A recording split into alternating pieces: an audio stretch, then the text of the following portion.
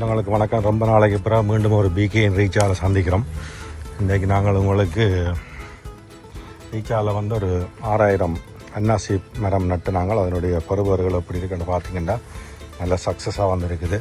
அதாவது இந்த தென்னை மரத்தின் ஊடு பயிராக தான் இதை செய்து நாங்கள் பார்த்தீங்கன்னு சொல்லிச்சுன்னா இந்த 2 தென்னை இந்த இடைக்கில் கொஞ்சம் நிலத்தை உயர்த்தி மேடை மாதிரி போட்டு அதில் தான் அன்னாசி செய்து நாங்கள் எல்லா அன்னாசியுமே 99 விதமான அன்னாசிகள் காய்ச்சிருக்குது. அதுதான் நீங்கள் இப்போ பார்க்குறீங்க. ஆனால் இன்னும் அது பழுத்து அறுவடை செய்கிறதுக்கு சில நாள் கிடக்குது. பார்க்கல மகிழ்ச்சியாகவும் சந்தோஷமாகவும் இருக்குது.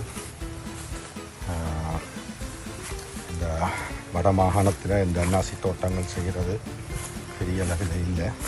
ஸோ இது ரீச்சானுடைய அன்னாசி தோட்டத்துக்கு இருக்கா உங்களுக்கு காட்டுவோம்.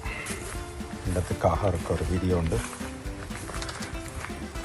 இந்த உலகத்தில் நடக்கிற சண்டைகளால் வீடியோக்கள் ஒன்றும் போடலை.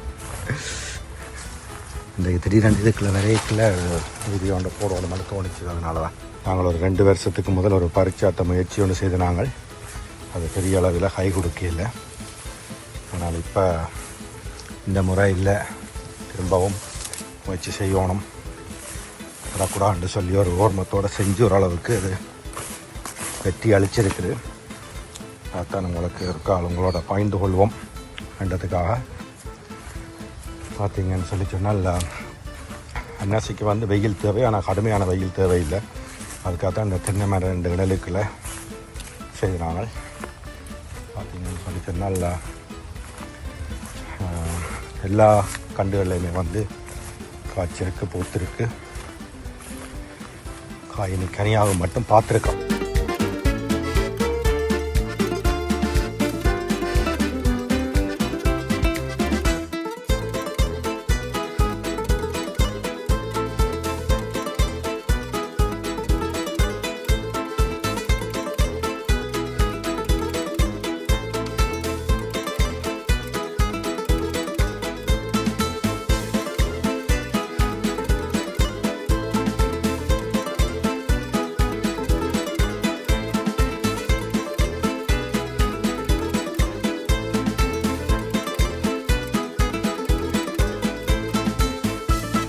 பார்த்தீங்கன்னு சொன்னால் ஒரு காயில் இந்த சைஸ்களெல்லாம் நல்ல சைஸாக வந்திருக்குது.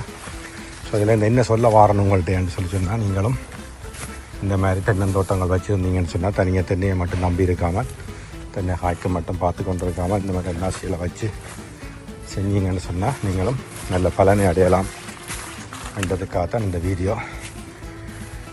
நன்றி. மீண்டும் ஒரு வீடியோவில் சந்திப்போம்.